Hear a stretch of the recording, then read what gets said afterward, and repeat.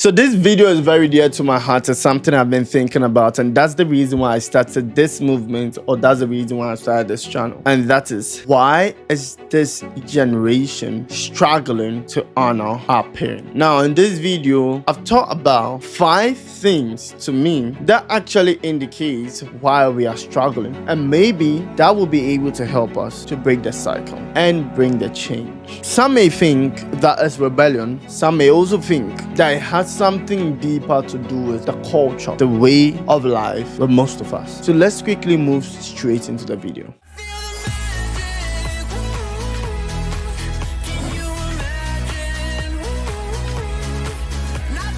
Hello there, my name is Gabriel Oppong-Mensah. I'm a Christian content creator mainly focusing on parenting and how to uplift family values. Also helping young Christian adults heal resentment and build stronger family bonds. If today is the first time you are seeing any video of mine, all I ask you to do is to subscribe, like, and share. And don't forget to click the post notification icon to be notified anytime I bring out a new video for you. Now, let's move to the topic of today. Why is this generation struggling to honor our parents? Now, the first thing that came to mind when I was thinking about this or writing this particular video script was the rise of individualism. What I mean by that is that culture of today is kind of teaching us to be independent, teaching us to be self-sufficient, which sometimes is stretched too much and causes us to not honor the people that we are supposed to depend on. Now, culture says to us that we can do what seems right to us and not necessarily do what is right. The truth is, what seems right to you doesn't necessarily mean it's right. The Bible says that there is a way that seemeth right unto a man, but the end thereof is the way of death. That alone is to spark a curiosity in my head to make me understand that most of the time, the things that seem right to me doesn't necessarily mean it's right.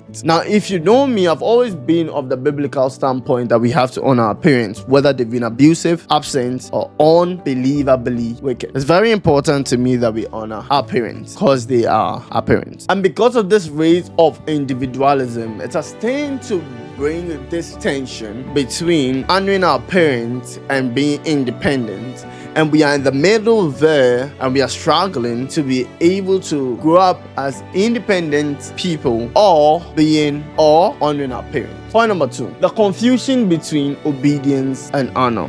Now, there's a big difference between obedience and honor, and I'll explain it to you with a biblical scripture that has been quoted time and time again in your church. Ephesians chapter 6 verse 1, it says that children, obey your parents in the Lord, then honor your father and your mother, which is the first commandment with a promise. So in that scripture we see obey and we see honor, meaning that it's different. Now, obey your parents in the Lord means that do what your parents want you to do as long as it has to do with what God also wants you to do. Now, if your parents ask you to be a prostitute, you have the right to disobey that because that is not in the Lord. I know people who say to me, my parents don't go to church and don't want me to go to church. You don't have to obey that because that is not in the Lord. However, you would have to honor them because they occupy the office of daddy and mommy. They occupy the office of parents. So then you have to honor them. So honor is distinctively different from obedience. But this generation have caught themselves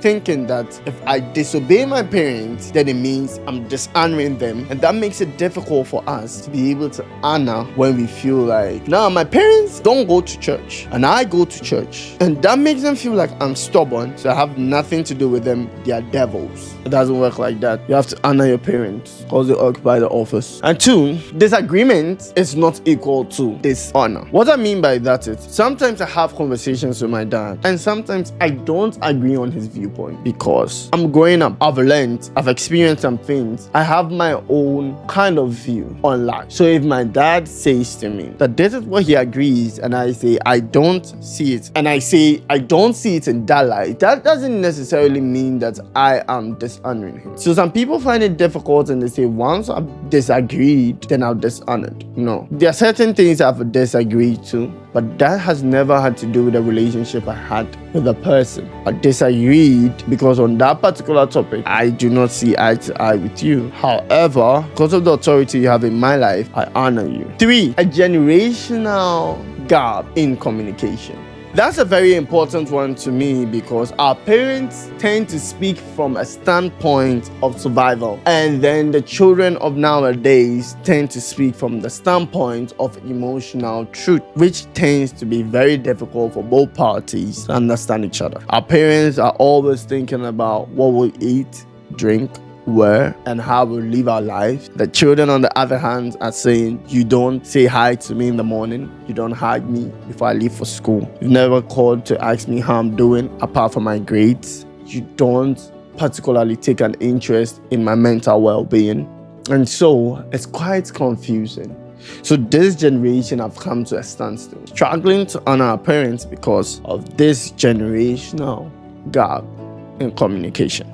We speak 2 different languages, and therefore it makes it difficult for us to understand each other. However, that gap can be bridged if one party learns the language of the other party. Like I always say, there was one thing that changed the relationship between myself and my dad, and it was I liked what he liked. It was simple as that, because you don't expect to understand everything because you can't. If my dad likes football, I liked football. My dad liked the news, then I liked the news, because for me, to have a relationship with my daddy was more important than to walk about with my self-entitled thoughts. Point number 4, which is very important to me, is that some churches have shallowed or watered down the preaching of honoring our parents regardless of whether they were present, whether they were abusive, whether they were unbelievably strict, or whether they didn't take their duty. I'm blessed to be in a church that made this truth very, very clear to me, that the Bible didn't say we should honor our parents because they were right, or we should honor our parents because they didn't go to jail, or we should honor our parents because they are pastors, or we should honor our parents because they supported every stupid idea we had. The Bible gives you an instruction, and it is honor your parents and full stop. Honor your parents. I think that this message should be returned to the church, constantly hammering down to this generation to honor our parents, because that is not your choice. You don't choose whether you want to honor them or not.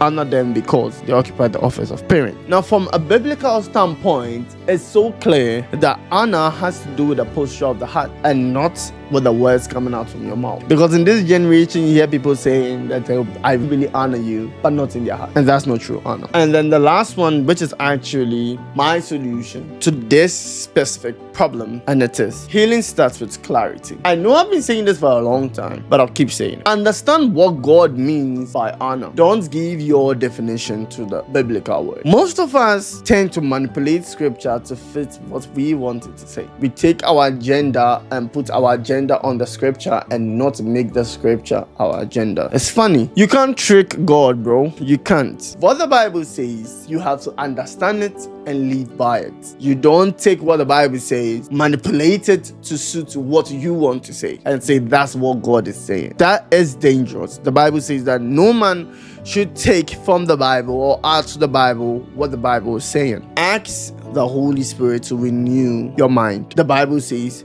in Romans chapter 12 verse 2 that we should be renewed by our mind. Ask God to help you renew your mind. Honor can look like patience. Honor can look like boundaries. Honor can look like forgiveness. So don't quickly jump in the phone and say that honor looks like idol worshiping, and because I don't worship my parents, because I'm not submissive to every idea they give, they say I don't honor them. No, sometimes some parents are too difficult to deal with, and that's why honor may look like setting a respectable boundary so that you can love them from a distance. Now, if this video was helpful to you, all I ask you to do is something that I've noticed for a while, that I get people watching the channel, but not a lot of people are subscribing or liking the videos. So please, all I ask from you, a little token, is to subscribe, like, and comment.